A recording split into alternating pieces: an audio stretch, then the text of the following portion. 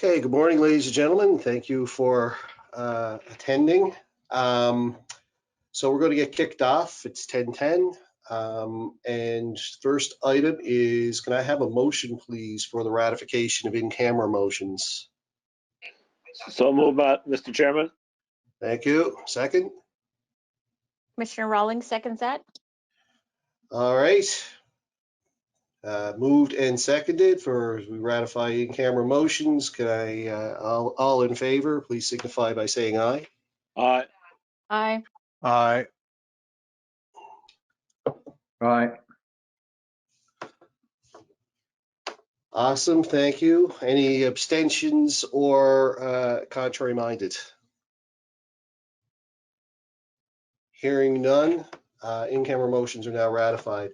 With regard to the agenda was distributed before the meeting, but I understand that Commissioner Farquhar wants to bring one of the information items forward, so we'll put 10I at the end of the business agenda, if nobody minds. Can I have an approval for that amendment to the agenda, please? Motion. I so move, Commissioner Farquhar. Thanks, Ted. Second.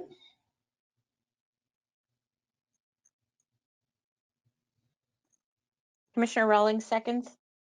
Thank you. All in favor? Aye. Aye. Aye.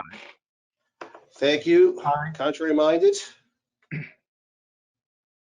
Hearing none, we'll just move on with the agenda with 10I added to the bottom of the agenda. So the next item is approval of minutes for the regular meeting held on Thursday, June 25th, 2020. The minutes were distributed in advance of the meeting. Can I have a motion for approval, please? So moved. Thank you, Commissioner Walker. Second.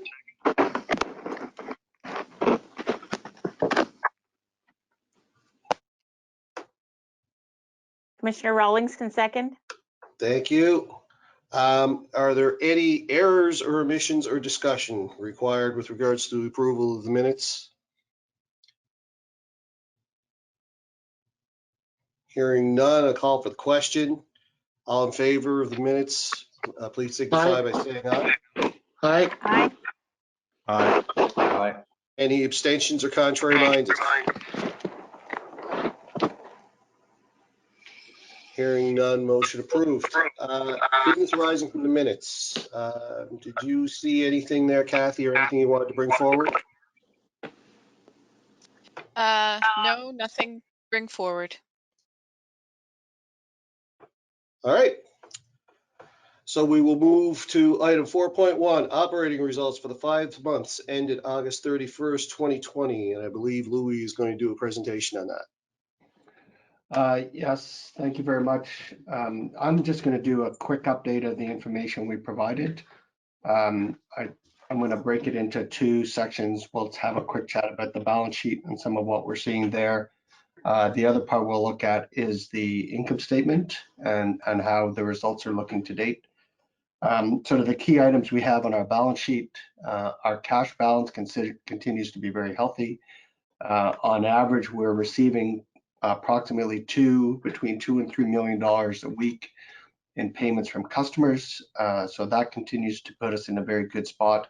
The main increase you'll see in our cash has to do with our debt issue, which we received approximately $25 million at the beginning part of July. So you see our cash balance is around 64 million. In the board report as of September 11th, I think it was about 65 million. The other key item that I wanted to mention is accounts receivable. So the receivables from our customers, they continue to trend in a normal range. They have increased a bit as a result of our stopping our main collection processes as a result of COVID-19. What we have seen is, depending on where we are in the billing cycle, that accounts receivable number increases. What we have seen is the age of the receivables and the amount of money over the 60-day level has increased by about $1 million. Still fairly reasonable considering the size of our receivables. But it is an area that as we return to our collection process, which has started, we hope to bring that back down to a more normal level. The other area that we're looking at is you can see trade payables have increased, primarily related to our capital spend, which is a good issue for us. Long-term debt has increased by about $40 million from last year at this time, mostly related to the two debt issues we had in November of 2019 and the one I just mentioned in July 2020. Our debt ratios continue to be very healthy, which is and well below the 35% required under our guarantee relationship with HRM. Just to switch gears on the income statement side, we see a decrease in our revenue from last year, which is anticipated based on the significant fluctuations we had in our consumption as a result of COVID-19. When we were doing our rate application, based on what we were seeing for the first period of time, we saw a decrease of about 2.5% in our consumption, essentially pre-COVID-19 to sort of the end of April. What we're seeing is as business come back, we are seeing that return to more normal levels. And right now we have, in the first 5 months, have seen an overall decrease of about 2%. Based on our traditional consumption pattern. The other area that I wanted to flag is similar to at the end of March when we talked about our year-end results. We are continuing to see lower septic fees as a result of people who are taking their septic outside of HRM. On the cost side, we see increases in costs, and when you look at the details that's provided in the report, we have most of the increases related to our depreciation, which relates to the capital spend that we had at the end of last year. In terms of the financial revenue, the main issue we're facing with is has to do with the money we would collect as a result of late payments. So as we suspended our late payment interest charges, we're seeing a significant decrease in those revenues so far this year. That was my update. Happy to answer any other questions. Great. Any questions for Louis on the financial numbers?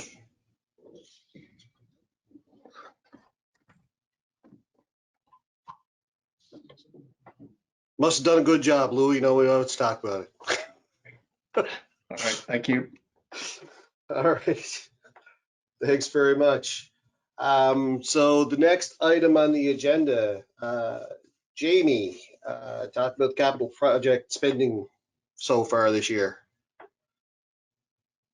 Good morning, and thank you, Mr. Chair, board members. My name is Jamie Hannum, Director of Engineering and Information Services.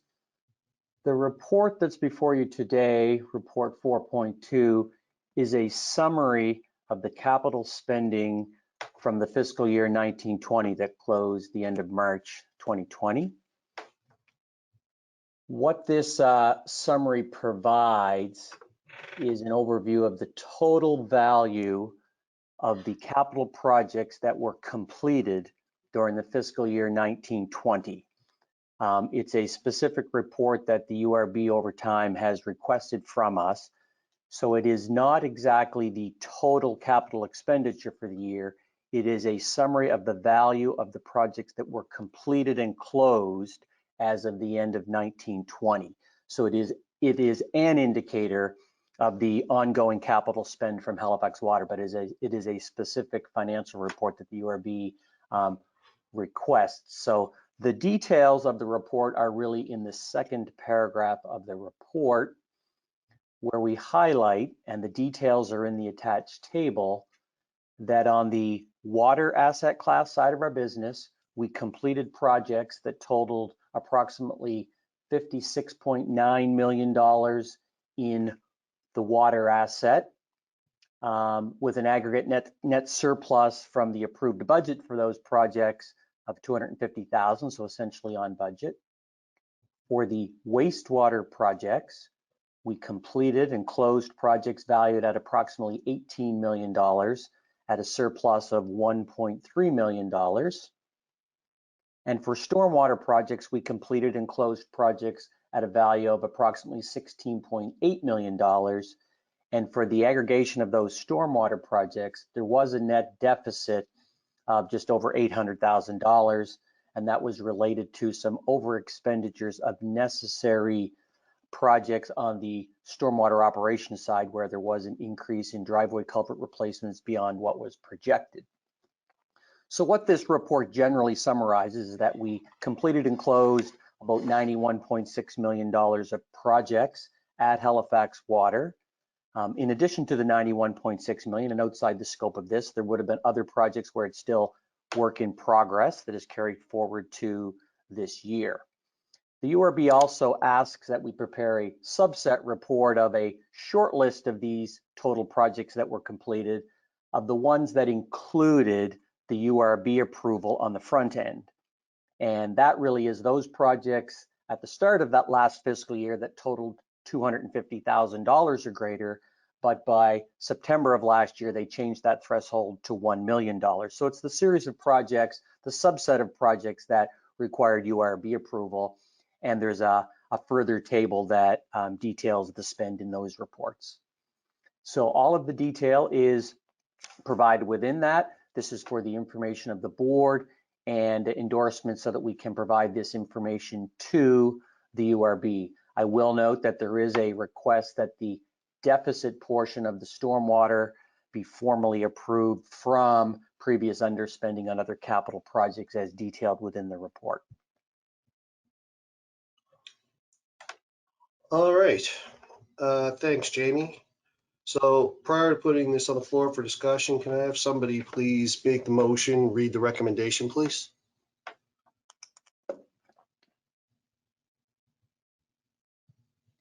Commissioner Rawlings can do that. It is recommended that the Halifax Water Board approve the individual project over expenditures as identified within attachment 2, capital project spending summary, April 1, 2019 to March 31, 2020, and direct staff to forward the subset of projects over $250,000 to the NSURB for information and approval. Thanks, Colleen. Can I have a second, please? Second, Stephen. Great, thank you. Second, Stephen. Any discussion or questions for Jamie, ladies and gentlemen? I had one question. Commissioner Rawlings, I was just wondering if you had any comment. We had talked previously about you were looking to improve methods of estimating projects. Can you provide any insight if the under budget projects have anything to do with implementing that new estimating process? Yes, it's a good question. I would say partially. There's two policies that come into play here that allow us to get closer to budget. And the first is we do have a new estimating procedure that's tried to be more comprehensive to get a better estimate on the front end of projects that has had some merit. Estimating is still a challenge as it is in the industry because there's so many variables outside of our control once it goes to construction.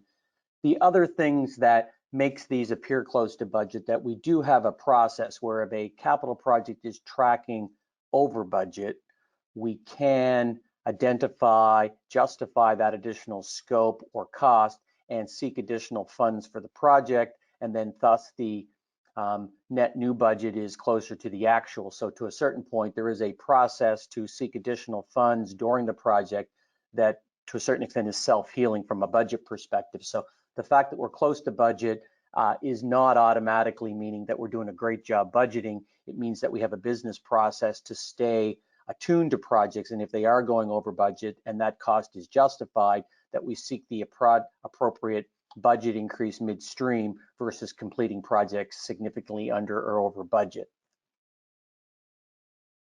Okay, thank you. Any other questions, ladies and gentlemen? Hearing none, I'll call for the question. Already moved and seconded. All in favor signify by saying aye. Aye. Aye. Aye. Abstentions or contrary minded? Hearing none, motion carried. Thanks, Jamie. Thank you. You're welcome. All right. Next item on the agenda is capital approvals, the ERP solution project. And is it, who is it, Kathy? Jamie, you? Louis and Warren, I think, are going to be doing a presentation. I just wanted to give a very brief introduction to a little bit of the history of this, because I believe a lot of the board members are probably new since we would have been bringing items here related to this. So the ERP replacement arises out of the IT 5-year strategic plan, which would have been to the board or discussed with the board probably about 3 years ago, and which is described in all of our subsequent business plans. And this project is mentioned in our 5-year business plan, of course, that the board approved in January of 2020. And the last significant report that you would have had before you that was somewhat related was the decision to purchase a new payroll system, and we implemented TELUS VIP. That's a payroll project that we went live with actually this summer. That was kind of a precursor project because we had to do something with our human capital management system before we made the larger change to the corporate enterprise resource planning system. So with that, that's the background. Now I'm going to hand it over to Warren, who's going to give you this very exciting presentation. Thank you, Kathy. Again, my name is Warren Brake. I'm the manager of accounting. So I'm here to talk about the ERP solution project. And so that's number 5 on the agenda, and we've got the motion on the next slide. So the motion is, it is recommended that the Halifax Water Board approve additional funding for the Enterprise Resource Planning Solution Project in the amount of $16,629,000 for a total project funding commitment in the amount of $16,923,200 over 3 years. Should the board approve this, then it would be submitted to the URB for their review and approval as well before the project would proceed. So to start at the beginning, what is an ERP? On the next slide, it is an enterprise resource planning system. So that's the system used to manage the core financial and reporting requirements of an organization. And although we often think of it as just the accounting system, it does much more than that. We do use it for the financial budgeting, reporting, and accounting for our annual budgets of about $130 million annually. We manage our customer accounts and the utility billing for close to 100,000 customers. It handles inventory and stores management for operational supplies. We do the procurement of goods, the PO system process through it. And we do our activity-based costing through about 400 capital and operating work orders to support the capital program of about $96 million a year.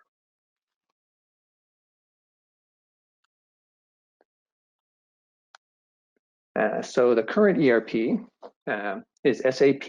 It's hosted by the province of Nova Scotia and supported by IBM. It was implemented in 2004 with the core system, and we added various modules since then, including the customer accounts and billing system, the human resource module, and the asset accounting module. And along the way, there are annual support packs that are implemented to provide the technical security and various upgrades along the way. We have had an upgrade to the SAP as part of the IT strategic plan under Secure IT Foundation.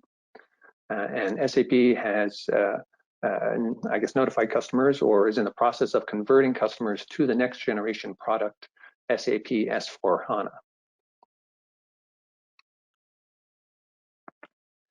So next generation ERP, we call that the backbone of the digital utility.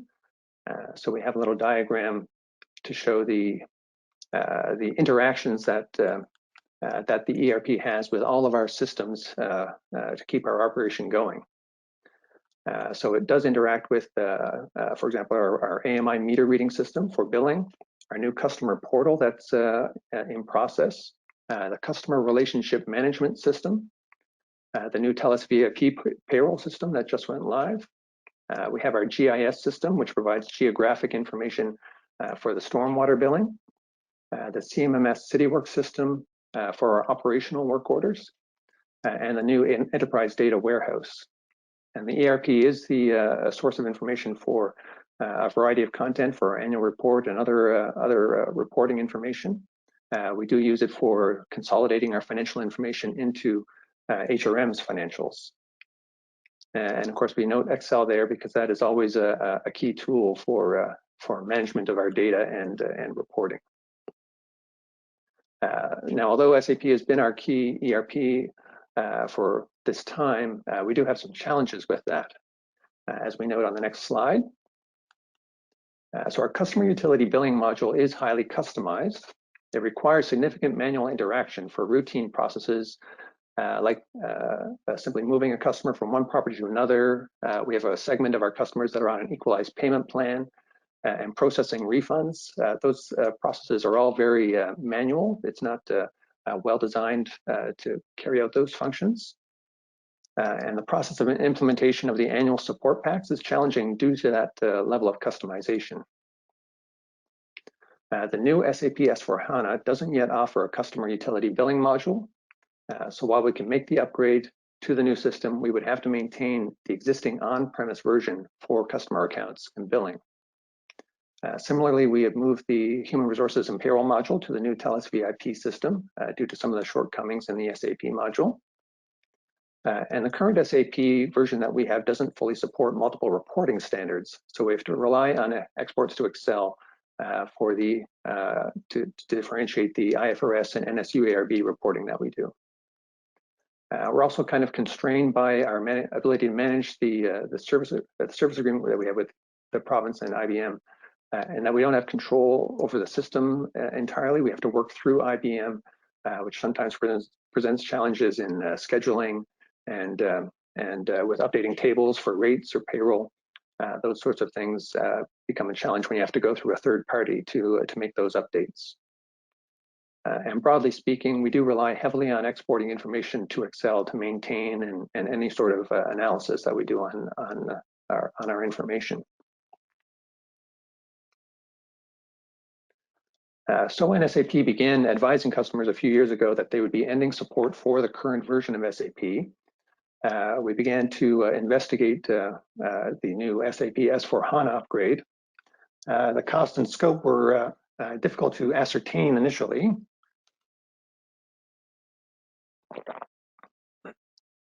The province was just beginning their exercise in preparing for the upgrade. Excuse me. However, the early indications were that the process would involve a new implementation, so more than just an upgrade, and that the ongoing cost would be substantially higher than what we were currently paying. So concerned about that, we sought some outside advice on the options that were available. We hired KPMG, and they conducted an ERP assessment. And the underlying question that we had for that was, is SAP the right ERP for a water utility of our size? And their response was that there are other viable alternative solutions that provide similar or better capabilities with comparable pricings. And one particular note in their report is that although there are multiple ERP options available, few have a built-in utility billing module that would suit our needs.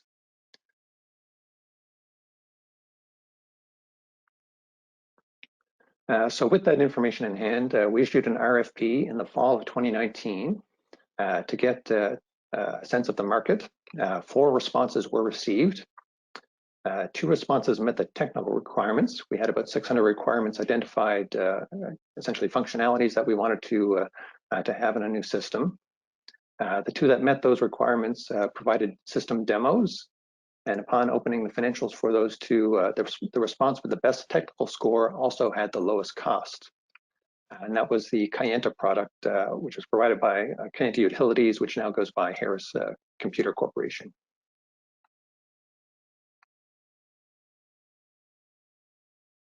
So on the next slide, we have a little financial summary of the 2 responses alongside the costs of the SAP S/4HANA option. So Kayenta The implementation cost is $16,629,000, as noted at the beginning of this presentation, and an annual operating cost of $4.9 million. So a total 5-year total cost of ownership of $21.5 million. The other key proponent, as well as the SAP S/4HANA option, were both substantially higher, about $6.5 million higher than that. So there was a substantial price differential there.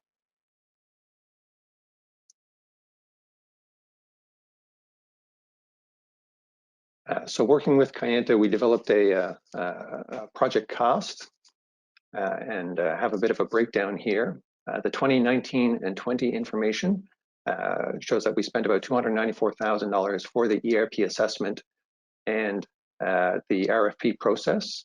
And then the $16 million project implementation cost is spread over the 3 years of the current fiscal year 2020-21, as well as next year with some additional costs in 22-23.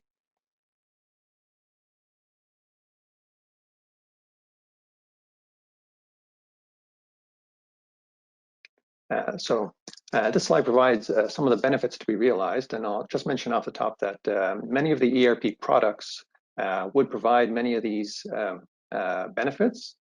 However, Kayenta is focused on the municipal and utility market, and the functionality of their system is really designed to meet the needs of an organization like ours. So that would be things like the utility billing functionality, working with an AMI metering system, a customer portal, periodic billing cycles, customer moves, and so on. Their system is really well designed to carry out those functionalities. Kayenta currently provides our CRM system, the customer relationship management system, and so we'll have a natural integration with that system.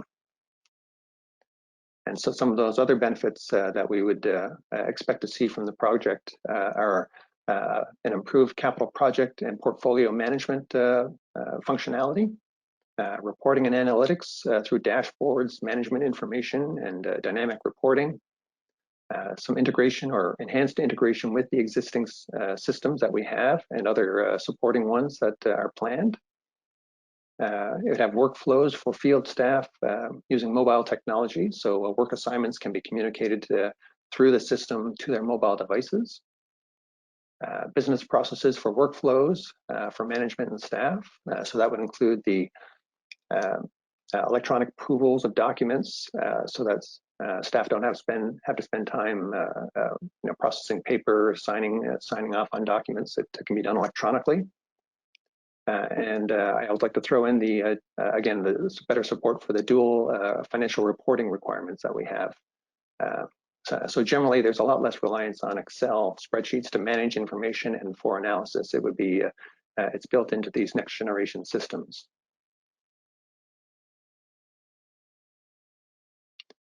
So to summarize, the current SAP is approaching end of life. Halifax Water must upgrade to SAP S/4HANA or move to another solution. And the preferred proponent that we identified through the RFP process, Kayenta provides a better solution for Halifax Water's requirements at a lower cost than the other ERP products. Are there any questions? So perhaps, Craig, before we go to the questions, we can have the motion officially to the floor. Yeah, that's exactly where I was going. Heidi, can I have somebody put the motion on the floor, please, and read the recommendation as the motion? Commissioner Farquhar. Can you read It is the recommendation? I will, yes. It is recommended the Halifax Water Board approve additional funding for the Enterprise Resource Planning Solution Project in the amount of $16,629,000 for total project funding commitment in the amount of $16,923,200 over 3 years. Second, Zarowski. Thank you, Richard. All right, moved and seconded. Any questions for Warren on his presentation? Does this Kayenta Group have any other clients that we're familiar with similar to us in nature? Yes, we did several background checks or reference checks with other municipal organizations, so other Canadian municipalities as well as one or two in the US. And they are kind of in our range of size between 100,000 and 500,000 customers. And we did get excellent referrals from those other municipalities and utilities. And did they have them in a conversion project? Or how long they've been with them? Were they with SAP and converted over? Has anybody else gone through this rollover experience? None of those had gone from SAP to this product. They had gone from other products. And some had been with them for a number of years now, whereas others were more recently made the conversion. One issue that one organization identified was the organizational change that's required with a project like this, where it's not just about converting your accounting system, it's about process change and systems change for the various departments that touch the system. And so that's a factor that has to be built into the project scope, ensuring that change management is part of the implementation. And will they have any local presence, a local office, whatever, for support? Is this all going to be international by phone and internet? The Kayenta office is based out of outside of they're in BC, and so they are a Canadian-based organization. They are owned by an international computer corporation, but they do have the key contacts would be in Canada. This is Kathy.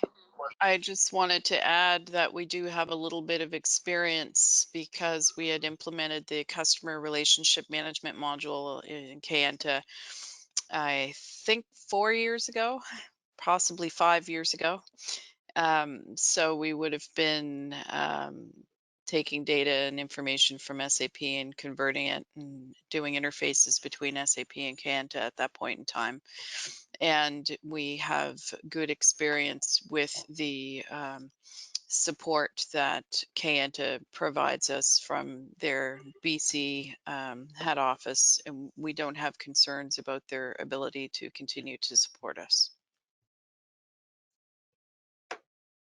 And my last question in regards to this SAP system that we're currently on or divorcing ourselves from, I think the province is going to have a situation where I remember back in the days, Peter Kelly said we should take over the SAP and provide a provincial service to other municipalities.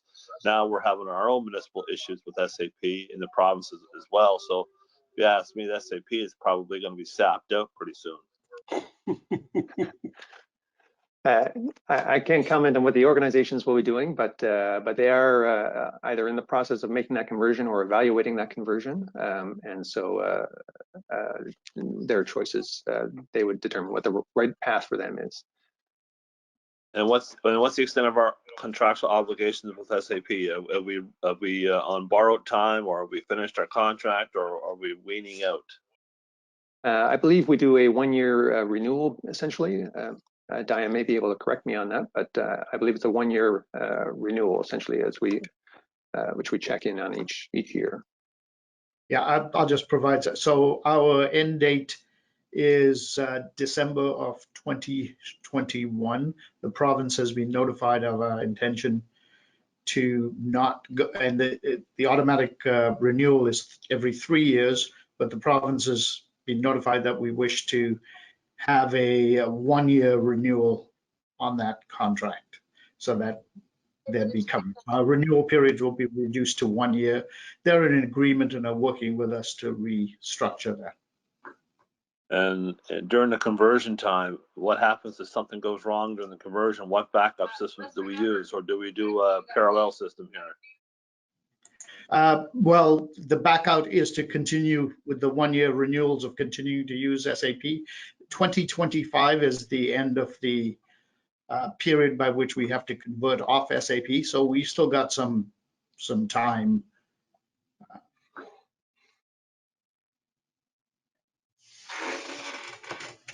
Any other questions? I had 2 questions. I had questions similar to Councillor Hensby, so thank you for that.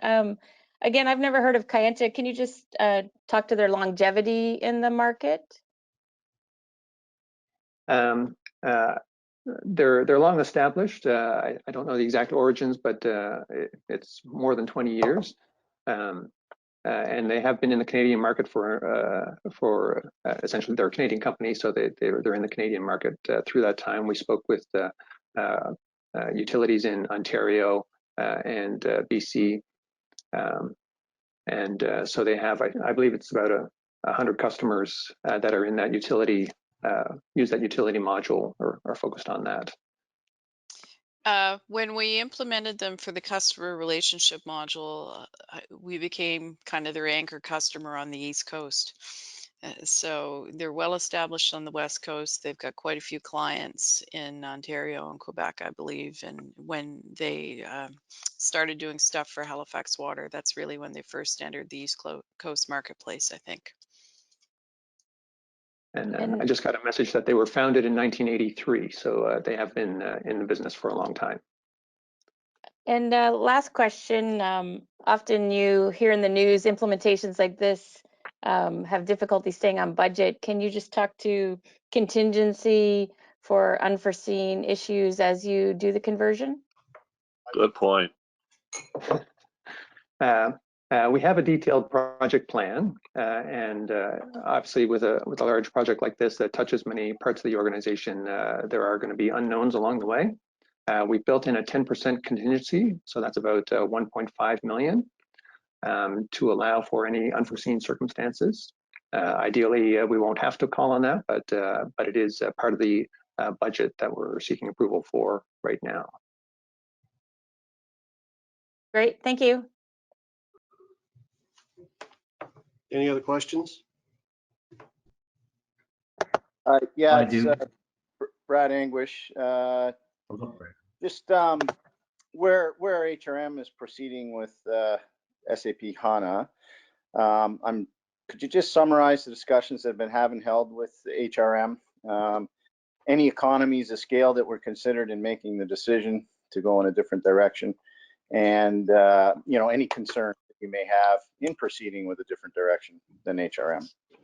I think I'll start speaking to that, and then I'll hand it over to Daya or Louis. The discussions on this with HRM started probably 2 years ago, I would say, or a year and a half ago, when we had that first report done by KPMG to answer the question of what is the right ERP for a utility our size and whether we convert. We had 2 reports done simultaneously. We had that piece from KPMG recommending that, yes, there were other ERP alternatives for us. And that was completed around the same time we brought the recommendation to go out and get a new payroll system and human capital management system to the Halifax Water Board.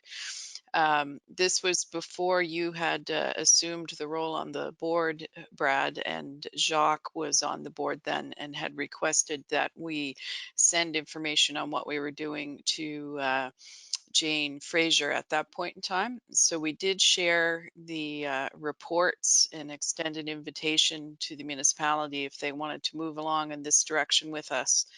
And at that point in time, the municipality had indicated that because of the extent of the integration of their SAP with other municipal systems, that at that point in time they were going to continue to pursue the road of the S4 HANA upgrade.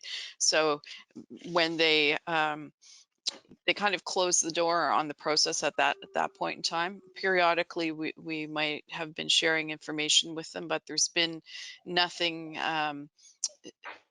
conveyed to them since we've developed our recommendation with what system we're actually going to use. The main reason for that is this is really an ERP that utilities, you know, is designed for the utility space. And Daya and Louis, I don't know if you want to add anything, but you may have been interfacing with HRM to a larger extent than I've been on this. Yes, so we have interfaced with HRM, but our focus was different than HRM. I should point out that we had a utility-based focus, so we were on the billing system versus the municipality has taxation as its main. Again, the differentiator that we did identify was around billing. So different focuses. Kayenta is a utility billing system. It does exist in municipalities. I won't comment on the tax module. I'm unable to, but that was the focus and the differentiator. Louis, did you have something to add? No, that's fine. I was part of the preliminary conversations that were going on at HRM, and I know at least at that time the revenue module was looking to be problematic on the HRM side. I'm not sure if they've overcome those issues, but having the connection with our a utility-based financial system is going to be a huge benefit for us. Okay, thank you. Ted, I believe you had a question. Yes, thank you. Question about the lifespan. I noticed that we've been using this S&P one since 2000, and I think it was 2004. That's 16 years. Very roughly speaking, what do you anticipate using this system for? How long? We've used a total cost of ownership analysis based on 5 years. However, realistically, we would expect it to last 10 plus years. We've used SAP for 16, and Kayenta does have a roadmap for ongoing improvements and enhancements. So we would expect it to follow that path and continue for that for the foreseeable future. So at least 10 years, hopefully more, hopefully another 16 years. Yes, that would be, the longer you can use the system, certainly the better. Yeah, I understand. It's hard to predict. Okay, another question is using this, you went over a lot of benefits of the system versus the current system, and what I see is perhaps you might get some cost savings with your operations from your staff. I was wondering if you had considered that, and you know, what sort of order of magnitude that you might see. I wouldn't say there's going to be cost savings from staffing. We are looking for efficiencies so that staff spend less time on kind of handling paper, doing analysis in Excel. We think that will be efficiencies there, but I wouldn't anticipate any sort of staff reductions from this process. Mm-hmm. If that was your question. Clarify, I didn't really mean. I guess it's the efficiencies I was referring to. So if you have, you know, a certain number of staff who are doing this right now, once you get this new system, you might need fewer staff. So that would free them up to work on something else, or maybe reduce the amount of people that you have to add down the road. I was wondering if you had given some consideration to what that might be. Yes, we do. So we do those efficiencies. We do hope to see in both the the billing edit process, or sort of the billing process and accounting. Again, in accounting typically is very paper based, and so we've been making those transitions already. But we are expecting to see greater efficiencies through approvals, workflows, work assignments. Looking to see the benefits from this new system. And I would just add, it's certainly the conversations we had with Kayenta through the initial phases of this have been very encouraging that we'll see those sort of efficiencies. Okay. The other question was, you currently use this TELUS VIP for your HR and payroll, and I was just wondering, I assume we're going to keep using that, so that won't be part of this Kayenta. And then how well do they merge, or do you need them to merge? Any comments that you have in regards to that? Yeah, so that's just a new system that's been added this summer. Just went live. So TELUS VIP payroll, and so we moved the payroll process out of SAP into this new system. And so that is the payroll is processed within that system and then imported currently into SAP. There is a bit of a manual step to do that, but we are in the new Kayenta system. We would be building a more direct integration between the two systems. So they would interact in that way. Okay, so it'll work a little bit better than what you currently have. That's what I'm hearing. Yes, yes. And again, that's a new system, so we're still, going through working out the kinks, I guess, and get everything up and running. Very good. No further questions. Thank you very much, Warren. Thank you. Any further questions, ladies and gentlemen, or call for the question? All right, duly moved and seconded. I call for the question. All in favor, signify by saying aye. Aye. Aye. Aye. Any abstentions or contrary minded? Hearing none, motion carried. Thanks a lot, Warren. Thank you. Okay, next item on the agenda is the fall debenture. Louis, are you speaking to this? Yes, I am happy to. We do debenture issues twice a year. The amount of money that we'll be looking for through this debenture is approximately, or is $20 million. The documents you have in front of you show that we are trying a different approach with the Municipal Finance Corporation, who we are required to use to do our debenture issues.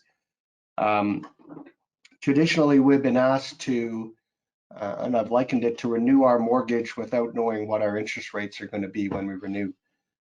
They've asked for us to make decisions on the length of term without knowing those interest rates. So what we have tried to do with them this time, because of our historical low interest rates, is we have proposed to contact them just before their required deadline for taking information to their board, so probably 3 or 4 days before that. They will give us the new interest rates, or the interest rates in terms of the price that they anticipate for a 15-year term or a 10-year term.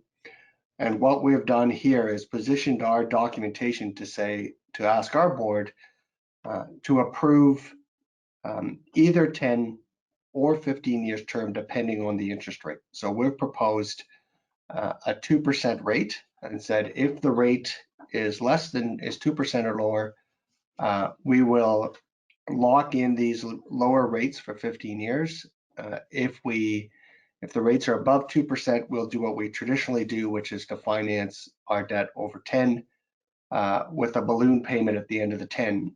What that does is put a little more risk into the situation in terms of what that rate for the 10 to 15 year period is. If we can lock in at 15 at below 2% or at 2%, we think that's a prudent thing to do at this point. So you'll see the documentation that we're provided is a bit different. This is the first time we're doing this. I think we are setting precedent with Municipal Finance Corporation. I had several long, reasonably painful conversations with them to get them to move in this direction, but I think it has been and will be a successful approach for us. And at the end, I think they were encouraged and very willing to help us. So I think this is a good step for us going forward. Awesome. So before starting discussion, can I have a motion, please?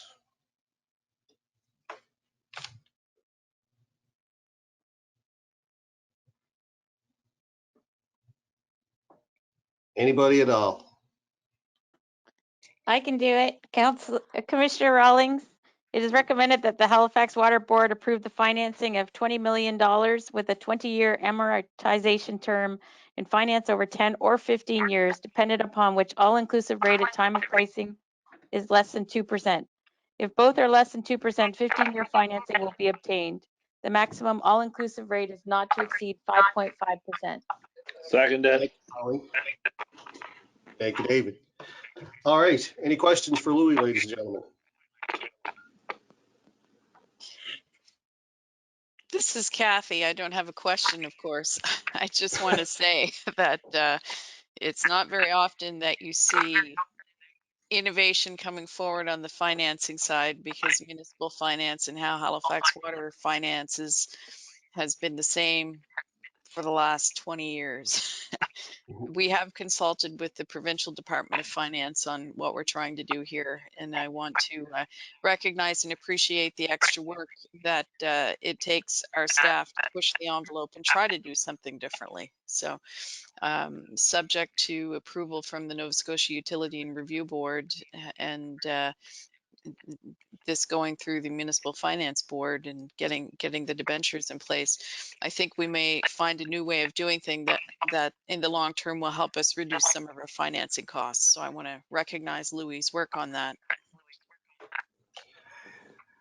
Duly noted. And this is, it's not often when you get into the situation, you have such a wonderful opportunity sitting in front of you. And kudos to you guys for saying, okay, just because we've done it that way in the past doesn't mean we should do it that way going forward. And this is a benefit not only to the utility, but as consumers as well.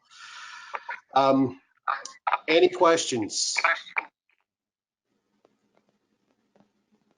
Hearing none, I'll call for the question. So it's been duly moved and seconded. All in favor signify by saying aye. Aye. Aye. Contrary minded Aye. or abstentions? Hearing none, motion approved. Thanks, Louis. And, oh, this is a good one. Heidi, I'm assuming you're there, ready to talk about the corporate governance model. Yes, I am. Thank you very much, Mr. Chair. Heidi Shedler, General Counsel and Corporate Secretary to the Board.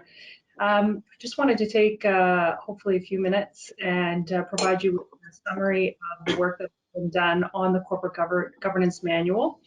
All the material was provided to you in advance in your in the board books. But ultimately, this work comes out of really on some level good governance, in that we should be reviewing our governance manual on a relatively regular basis to ensure that it maintains its relevance and effectiveness. The last time that this manual was updated was the first time it was implemented, which was in 2016. And so I believe, you know, with 5 years under our belt, we all felt comfortable having the opportunity to comment on it and really finesse it into a manner that works best for the Halifax Water Board. So what you have before you is an updated version of the Corporate Governance Manual. As you will note in the materials and the report that was provided to you, a summary of really what our substantive changes to the manual have been provided. You know, I think upon first glance, what you'll see is it looks and perhaps feels a lot different than what we had previously. You know, from a substantive perspective, there were some changes, but a lot of the information that is contained in this manual was contained in the previous version. It's just feels and looks a little bit different. So perhaps what I'll do is I'll just run through those substantive changes, and then if there are any questions, I can answer those questions. So the first thing I'd like to point out is that under Part 4 of the manual, we now make a very clear and separate distinction between the role of staff on the board versus the role of commissioners on the board, which is an element of good governance, understanding that distinction between those two pieces.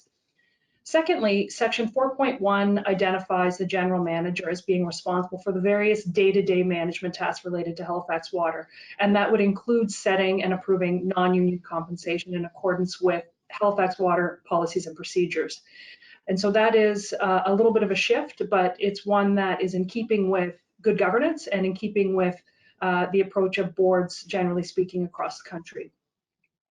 You'll see as well that under sections 4.3 and 4.5 that the determination was made to appoint general counsel as secretary to the board and the CFO as treasurer to the board. Of course, those are not written in stone. They can be changed. It simply sets that process in place under the governance manual to make it abundantly clear so that it's not something that requires an ongoing resolution of the board in order to effect. Finally, or I shouldn't say finally, next we have Part 5, which sets out a distinct section on pension governance. Now, at this point in time, that section is not overly robust, but that is something that I anticipate will grow and change as we become more comfortable and more familiar with our role as trustees, or I should say your role as trustees of the Halifax Water Pension Plan. And so, so right now, previously the governance manual wasn't overly direct on identifying that as a separate role, and so we thought it important to. We've also included as an appendix, which is Appendix 6, a template board meeting business cycle, which is really there in order to provide not only guidance to board members, but frankly as well, transparency to the public. If any member of the public wanted to see this document and understand the types of matters that go before the board and the general timing of that, that template helps provide that. And as I mentioned, it also gives to our board members some guidance as to when these matters will be considered. This is a template. And again, it is not set in stone. It is not intended to suggest that at these meetings, at these intervals, these items must be discussed. It is something that's provided as a template. You'll recall that previously, prior to this version, this proposed version of the corporate governance manual, we had a separate policy on open board meetings. You'll note in the recommendation that it is to rescind that policy, and that is because we now have under section 6.4 addressed specifically the board's perspective and desire to have open board meetings. And in turn, I've also taken the opportunity to allow for some flexibility in the manner in which those meetings are conducted, so that meetings such as this, virtual meetings, and perhaps some type of a hybrid version of those virtual and in-person meetings can occur seamlessly. So that's a positive thing.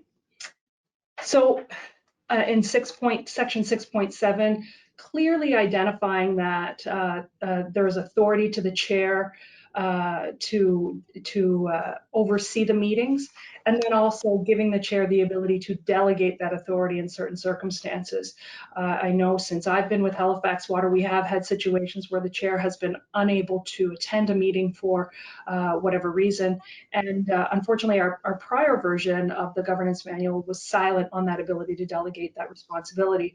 I think it could be assumed, but it's a better practice to simply have that enshrined within our corporate governance manual, so that it gives not only you, but the people coming after you clear guidance on how to move that forward.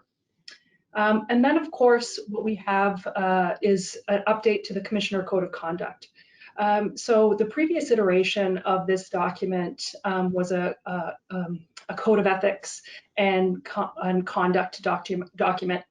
And so over the last little while, Halifax Water has undertaken to update this document, not only from a staff perspective, but also from our board's perspective, to ensure that that information and what's expected of our commissioners within that document, again, maintains its relevancy and effectiveness. An example of one thing that has changed is that we previously were relatively silent in the commissioners' code of conduct on a threshold, financial threshold level for potential gifts or those things of those type as to what can be received. In accordance with the Conflict of Interest Act, which is effective here in Nova Scotia, the threshold under that act is $250. And as an organization, we felt that that threshold was appropriate for our commissioners, and as well, we anticipate making a comparable change to our staff code of conduct as well. And so that will essentially put our commissioners and our staff in the same playing field as it relates to those types of obligations, which we think is very appropriate.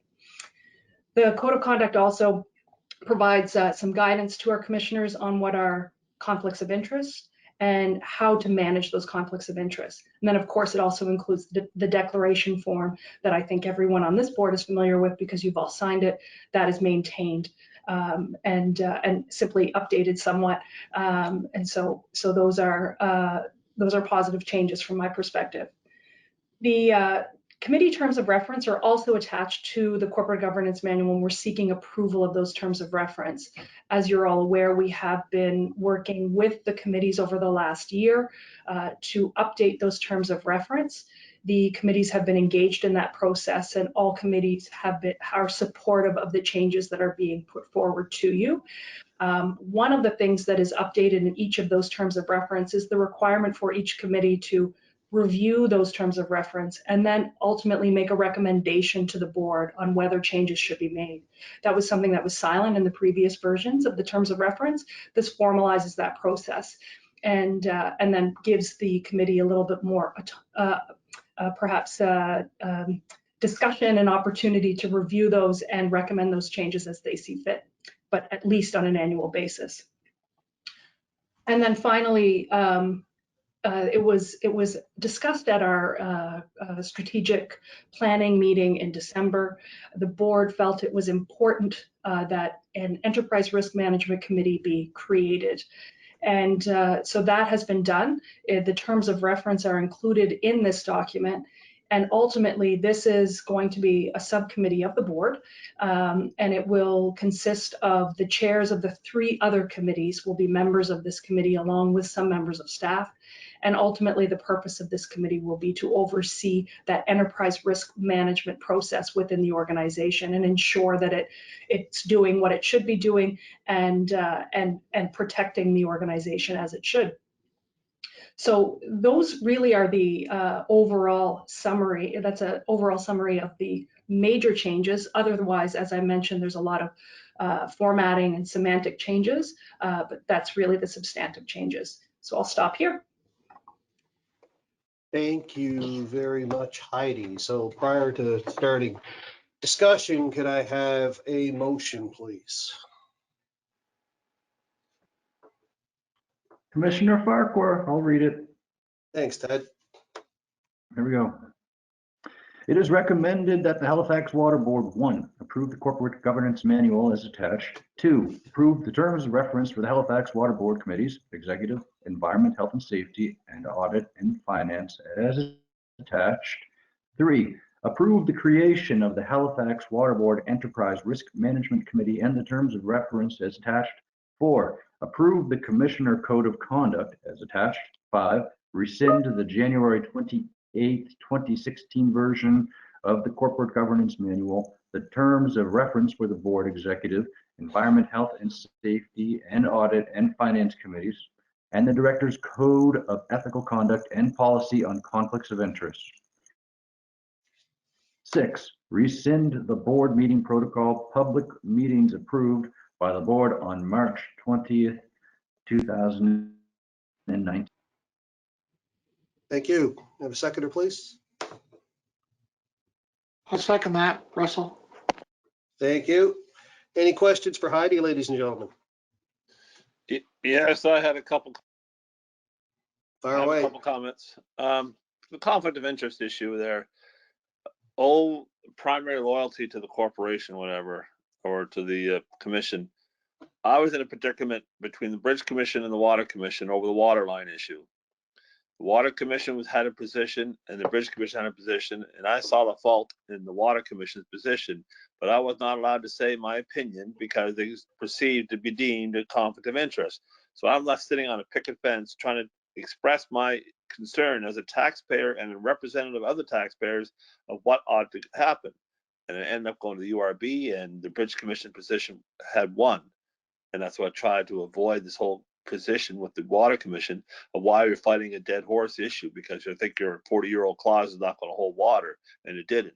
So the question is, how am I, and on 2 boards, going to try to provide benefit of my perspective to the board on issues that are pertinent to be dealt with? But according to this, I'll be deemed in conflict of interest, and I have to sit myself out. Therefore, the board would not have any benefit of my experience or local knowledge on the issue. So thank you for that question, Councillor Hensby. You raise a good point in the sense that I think every single one of our board members has competing interests. Everyone, either through other commitments on other boards or through their own their career, their jobs, or other commitments that they might have, conflicts may arise. It is very much generally accepted practice, and in fact, a legal requirement that when you sit on a board of directors that you provide and you offer to that board allegiance to that board, and you make that board and the decisions that you're making for that board your top priority when you're making those decisions. And that is an obligation of directors on any board, not just this board. And so I'm sure that there's comparable obligations for you in particular as it relates to the Bridge Commission. When it comes to conflicts, you're absolutely right. Conflicts can arise, and you, I'm sure, are not the first, and I'm certain will not be the last person to express frustration surrounding that process, in the sense that it is frustrating when a conflict arises and you feel as though you might have relevant input into a discussion. However, in order to ensure that the organization is protected from scrutiny and from intervention in other manners, it's important that when conflicts arise, that the individual who's in a position of conflict completely refrain from any involvement in that decision in any way, shape, or form. That protects not only the organization, but quite frankly, it also protects the individual for whom the conflict applies. And so I can appreciate that it is a frustrating scenario, but it is not only best practice, but it's certainly something that's been recommended, not through various case law that exists across the country, but also by the Canadian Good Governance Council. It's Kathy speaking here. I just wanted to also note that if a board member needs to declare a conflict and can't participate in discussion of an issue directly, that's not to say that the issues or the facts they want to ensure the board gets covered can't be brought forward. The mechanism is you declare your conflict, you can't participate directly.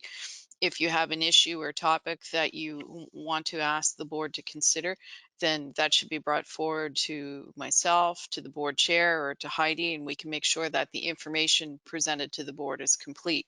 But the discussion and the decision that ultimately gets made by the board would have to be by the members who don't have a declared conflict.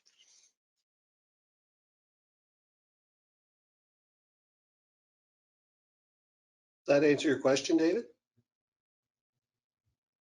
Not satisfactorily, no. I understand and appreciate it, but I find the frustration. I have no personal benefit or gain from either board, sitting on either board, but when I see a train wreck coming, there's a way you can avoid it. And sometimes declaring a conflict of interest is I'm not going to stand by and watch the train accident occur. And so to that point, Councillor Hensby, and following up on what Kathy said, once a conflict is declared, it's certainly true, you will be removed from the discussion, removed from provision of information, those types of things. But as she mentioned, it certainly doesn't stop you from indicating you could bring it forward to me, you could bring it forward to Kathy or to Craig as chair, and indicate, listen, I'm concerned about X, Y, and Z. I just want to make sure that the board has some context on these discussions as they, on these particular issues as they discuss the issue. And ultimately, that's the avenue that you bring forward, that you use to bring forward those issues. But you can't have any influence over the discussion, and so you can't be involved in that discussion, because ultimately, once the conflict has been declared, it's just that, it's declared, and so it is assumed that any information you provide could be clouded by that conflict. Also, there may be some issues that occasionally need to come before the board and ultimately go to the URB to get resolved, because in absence of that process, Halifax Water staff won't have the legal or financial authority to expend money to address the issue. So, for example, with respect to the Bridge Commission issue you raised, we have very clear rules and regulations, and we had a contractual agreement, although it was very dated. We didn't feel that we had the authority in that situation to do anything without getting clarification and direction from the Nova Scotia Utility and Review Board on it. And as part of our good governance, our role is to always make sure that we're, first of all, protecting the interests of the Halifax Water ratepayers, and secondly, not doing anything without having the proper authorizations in place. Yeah, I think from, I can appreciate that David in particular, in this particular case, this is,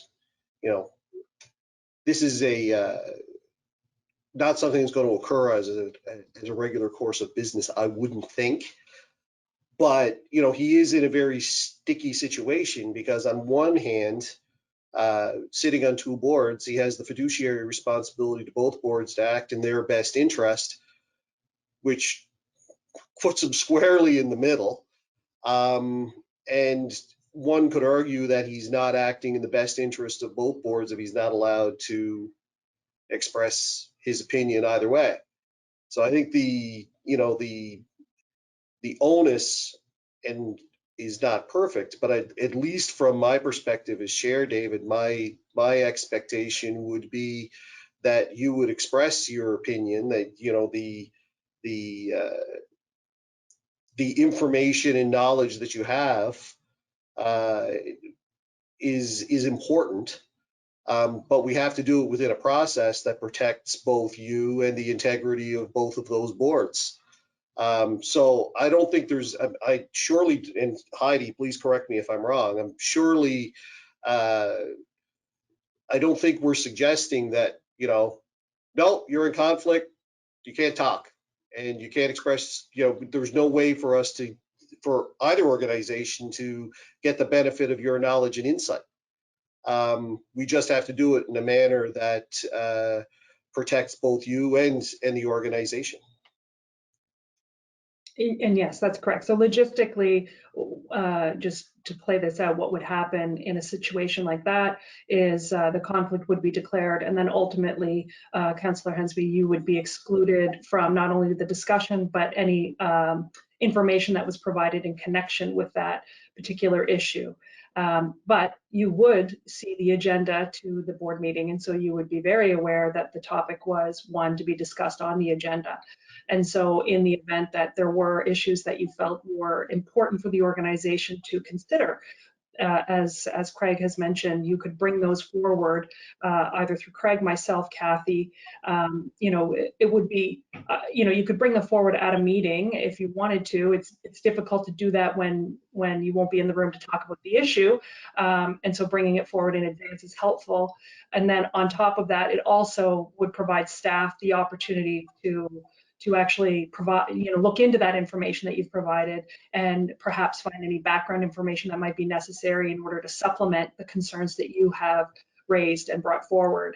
And so certainly there are opportunities there, and as everyone around this table knows, we want to make our decisions on the basis of the fullness of information before us.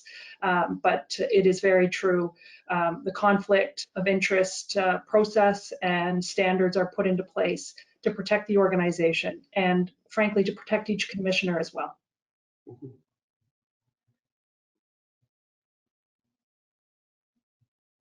Any closing thoughts on that, David?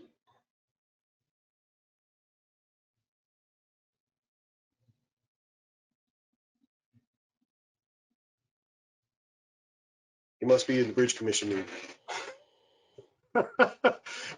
Any other discussion with regards to the motion we have on the floor? As I was trying to say, I thought I hit the wrong button there.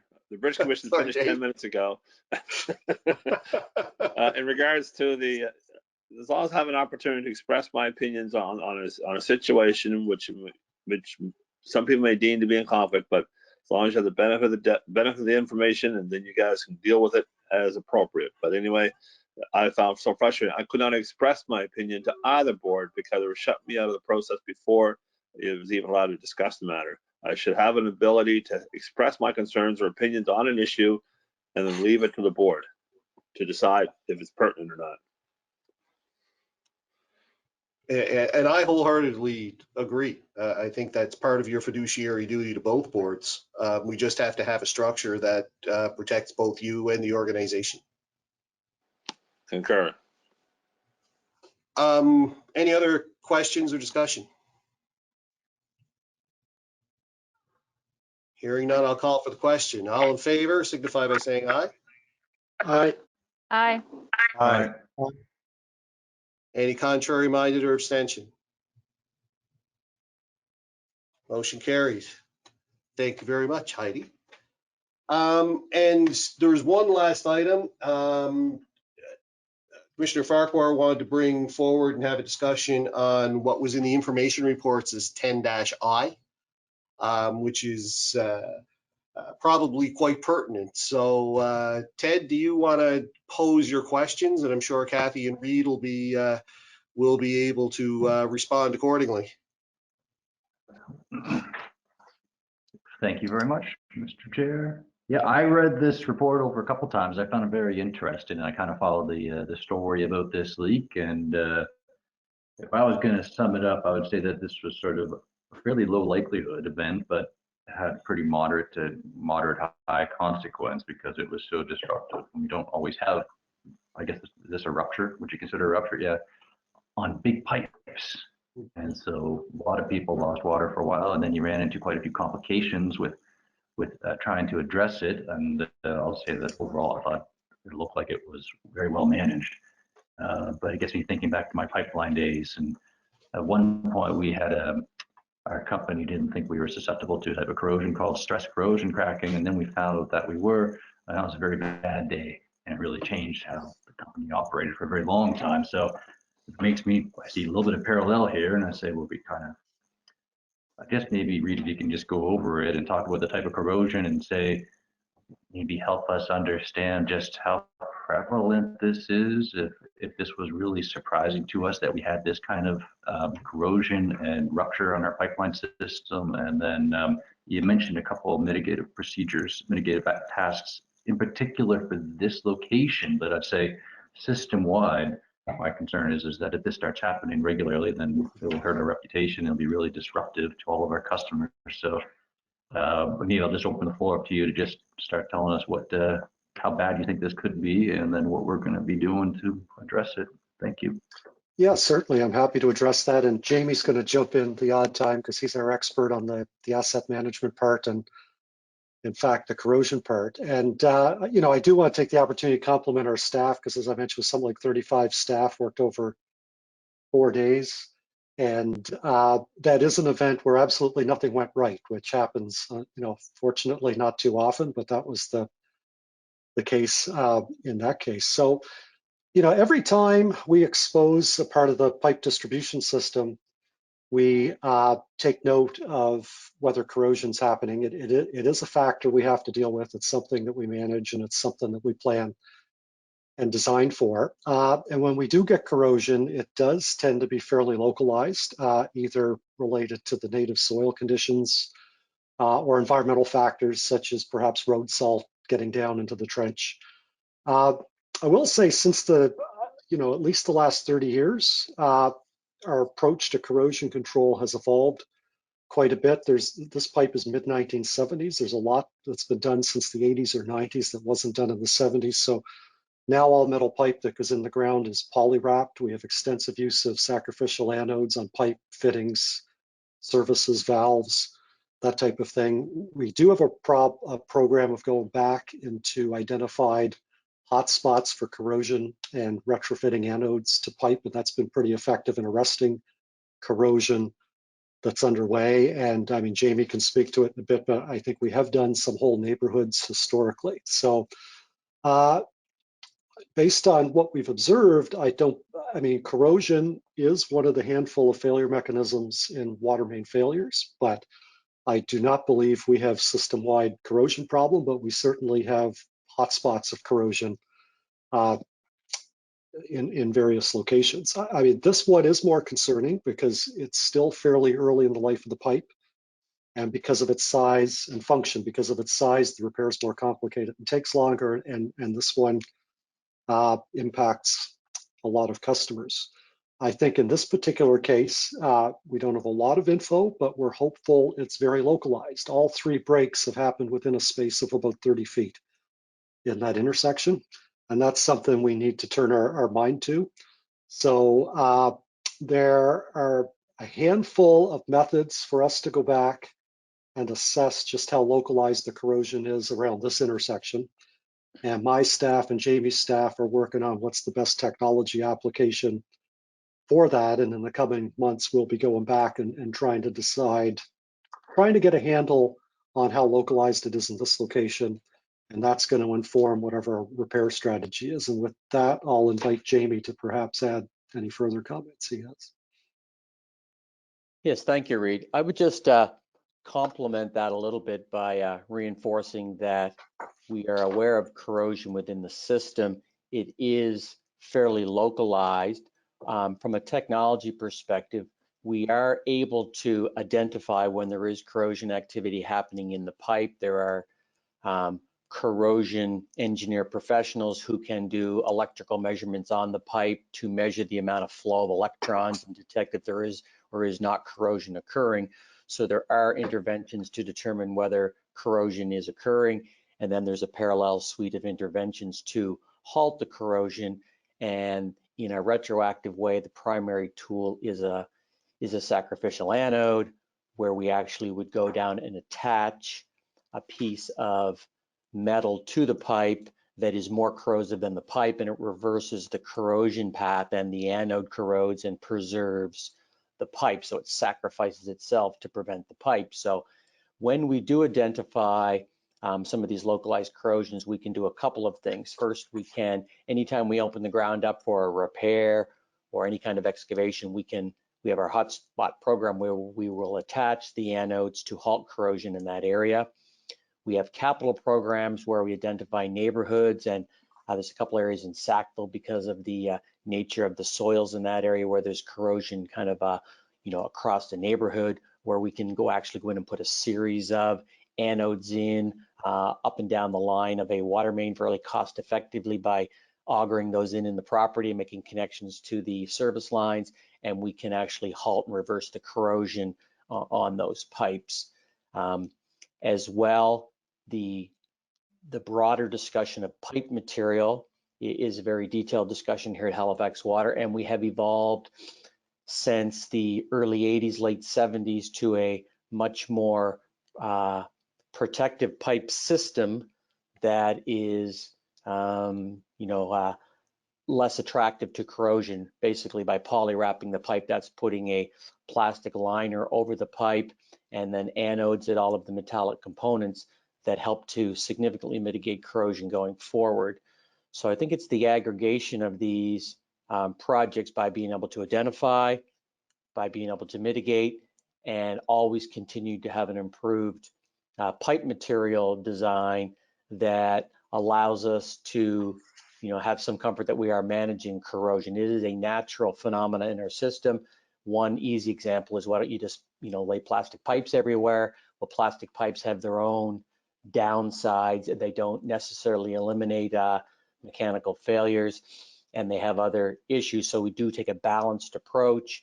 There's a lot of pluses to the ductile performance of metallic pipes, and if we can manage or mitigate corrosion, we believe it's a better pipeline solution. So I think collectively, we're comfortable that we're able to identify, mitigate, and in a forward-moving fashion, provide products that will eliminate or mitigate corrosion. We have a reasonably solid handle on it and continue to invest at the operational and capital level on an annual basis to continue to mitigate.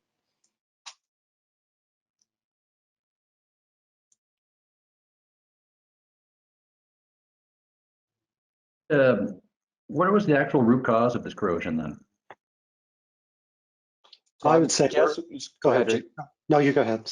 I was going to say we haven't identified the pure root cause. We'll do that through some analytics on soils and pipe flow potentials, the electrical flows in the pipe, so that we could identify. But it's so it's likely just a hot soil where there's a soil condition in pockets that are conducive to a more aggressive corrosion. But that can be identified through the analysis of the pipe, both through the pipeline potential and perhaps some auger bores of soil samples. Once we're able to identify that solution, it helps direct the most proactive mitigative measure on this pipe. But these are fairly recent, so we're still planning the review approach. So we don't have any analytics back from the field that would point to that, other than the observations by looking at the pipe, that it's clearly consistent with historical observations where there's been pockets of hot soil that have caused this type of damage to a pipe. Okay, and remind me, did it corrode from the outside in or from the inside out? Yeah, outside in. Okay. Thank you. Can I ask that we get I guess, a follow-up report on once the analysis is done of what the root cause was, and then maybe some sort of follow-up on your best estimate of how prevalent this might be in similar pipelines that we have, like to the best of your ability, just so we get an idea. Sure. And then I think I might also ask if we can, are you comfortable that we've got this, to the best of your knowledge, that we've got this risk under control? Or is that Well, sort of to be determined? At that particular intersection, no, we don't know what the extent is. Like I say, just because the the three failures we've had since 2017 have all occurred within 30 feet of each other, and they're not occurring over a wider area, but that is part of the work that we need to do to go out and determine how extensive it is.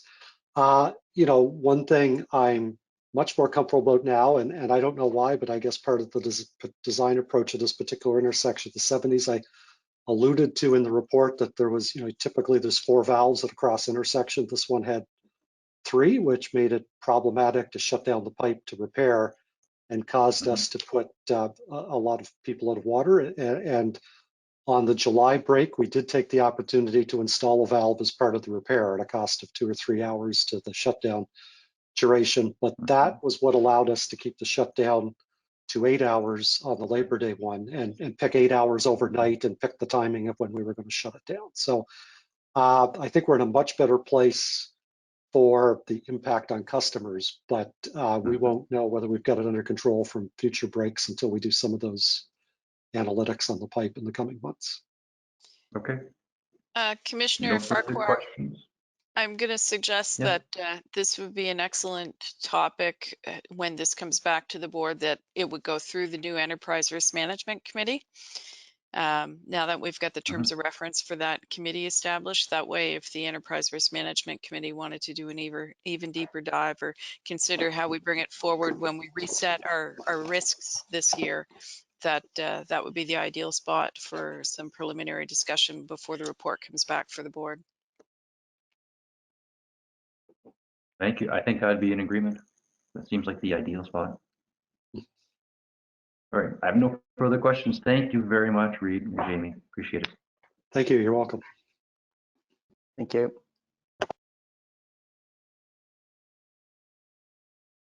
You are muted, Craig. Yeah, I just realized that. Can I have a motion for adjournment, ladies and gentlemen? We're at the end of our agenda. Unless anybody has any other questions, I'd appreciate it. Kathy. Before we adjourn, I just wanted to draw your attention to a couple of the other information reports that are in the package. Each month, or each board meeting rather, we do present a number of information reports. The 2 that are of significance, aside from the Cobequid Road Glendale water main break one, which we just discussed, there's one that is, I believe, 8I, the capital cost contribution annual report. So annually, we do a report on the financial status of our capital cost contribution program. It will get filed with the Nova Scotia Utility and Review Board by September 30th.